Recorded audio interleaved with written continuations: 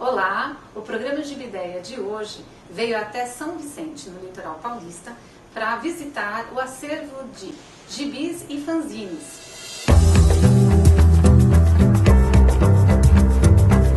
Grazi Strauss tem mestrado em arte visual pela Unesp, é doutor em ciências de comunicação pela ECA USP e também ganhador de um HQ Mix em 2006, justamente pela melhor tese publicada naquele ano.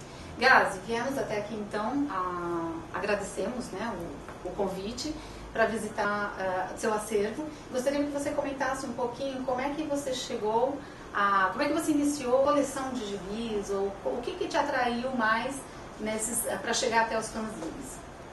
Bom, primeiro, agradeço a vinda, acho bom ter um programa desse com o sugestivo nome de Gibideia. E, na verdade, eu tenho uma coleção, um acervo grande, como você mesma falou, eu dei o nome de Gibiblioteca Zine, porque é uma mistura de gibi, claro, né, tem gibis, é uma biblioteca, porque tem os livros também, e os fanzines. Né.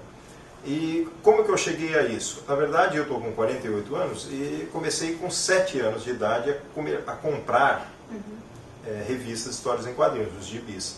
E na década de 70, o que a criançada tinha de lazer nessa questão de leitura eram os gibis mesmo, algumas revistas em banca como aquelas antigas Recreio e outras até que tinham a ver com Vila Sésamo, e a TV, que não era 24 horas, mas tinha algumas animações antigas e alguns seriados também interessantes. E eu aprendi a ler aos 7 anos e comecei a comprar um gibi por semana. Eu tinha uma semanada de um gibi. E o valor que me era dado pelo meu pai era de até 68 páginas, que eram os gibis tradicionais da Turma da Mônica, do Walt Disney, outros como esse da Kras, né, que também é daquele período. Deixa eu ver que ano que temos aqui. É 1974, 7 anos de idade. Eu me alfabetizei e eu comecei a ler. Antes passavam gibis pela minha mão, mas eu não os via muito detidamente, porque como eu não sabia ler, eu não conseguia me entrosar com os desenhos. Embora eu desenhasse de vez em quando, como toda criança, antes de aprender a ler.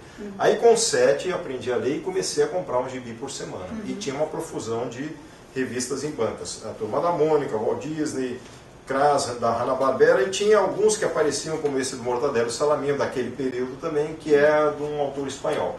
Então tinha autores de várias nacionalidades, claro, norte-americanos, brasileiros, espanhóis e outros. E eu ia, sem saber de que nacionalidades eram, eu ia comprando e lendo e achando engraçado e ao mesmo tempo aprendendo a ver ângulos e desenhos de humor, principalmente, e tendo um aprendizado da língua portuguesa através dessa leitura, junto com a escola, né, com maior, digamos assim, memorização, sabendo escrever melhor graças aos gibis. Eu tenho até a declaração de uma prima que é médica, que aprendeu a escrever e a ler corretamente, e ela diz graças às histórias em quadrinhos também. Né? Então foi nesse período que eu passei a montar a minha coleção. Eu tinha uma caixa de papelão e ia pondo ali os gibis. Um por semana.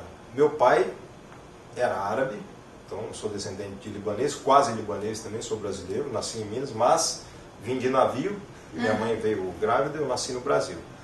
E aí a questão do pão-durismo árabe, na verdade, é uma economia. Né?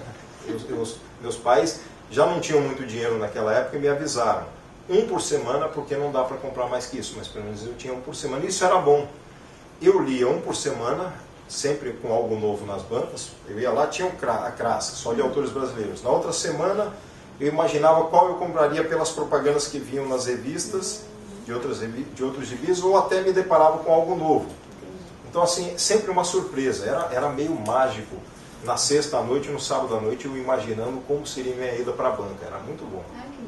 E a economia que me foi também ensinada. Um por semana, porque esse é o limite e não dá para gastar mais. Ao mesmo tempo, eu relia os gibis que iam se amontoando na coleção anteriores junto com os novos. Então, eu não tinha tempo ocioso de leitura de gibis, mesmo tendo um só por semana.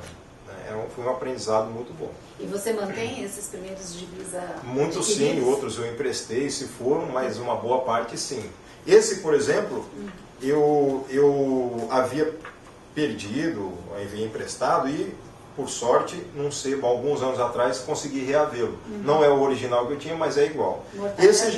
Esse já é o original, o mesmo que eu tenho desde a época. E alguns sumiram. Aí, lá para os 11 anos de idade, eu comecei a ler super-heróis. 10, 11. Mas eu comecei a ler para valer lá para os 11 anos de idade, influenciado também, principalmente, por essa fase aqui, que já, eu não sei a data, me perco aqui, lá em 1980. Né?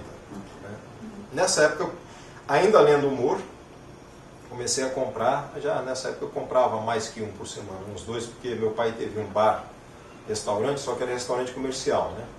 Eu trabalhava nele. Eu trabalhava e desenhava o dia todo porque eu não gostava de trabalhar nele. Quando a gente não gosta de fazer algo, a gente faz outra coisa se dá para fazer. Já começava a desenhar. Ficava desenhando em papel de embalagem de cigarro, de massa de cigarro. Então já era econômico naquela época e ainda feito a questão da ecologia mesmo sem saber. Né? Então, eu gastava... E o que você desenhava naquela ocasião? Super-heróis? O papel, sim. Eu desenhava dinossauros, muitos dinossauros antes dos super-heróis. Aí comecei a desenhar super-heróis com os dinossauros. E a influência dos gibis, conforme eu lia uma história que me interessasse mais pelo desenho, por exemplo, isso aqui do Jim Starlin, eu me influenciava pelo estilo e o traço.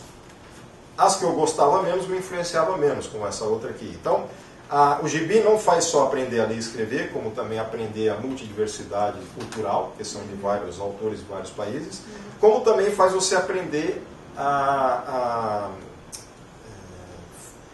fruir os desenhos, como você flui ouvindo músicas.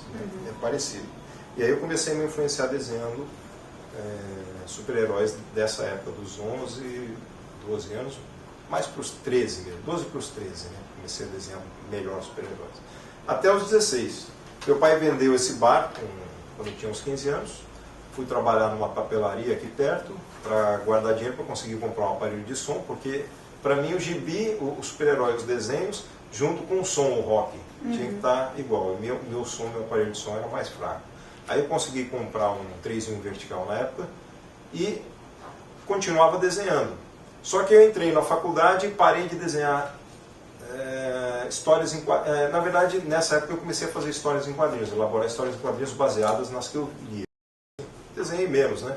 Fiz cursinho e fui fazer uma faculdade durante 1 ano e meio lá em Goiás, na Federal, em Artes. Só que as greves na época eram muito grandes e eu desisti, porque estava muito fraco o ensino, eu estava muito longe da região e o curso realmente de artes não atendeu sua expectativa. Aí eu voltei para São Paulo e entrei numa faculdade particular, a FAAP, né? Na época não era cara, hoje eu sei que era muito cara. Tinha bolsa ainda por cima, eu era bolsista, por não ter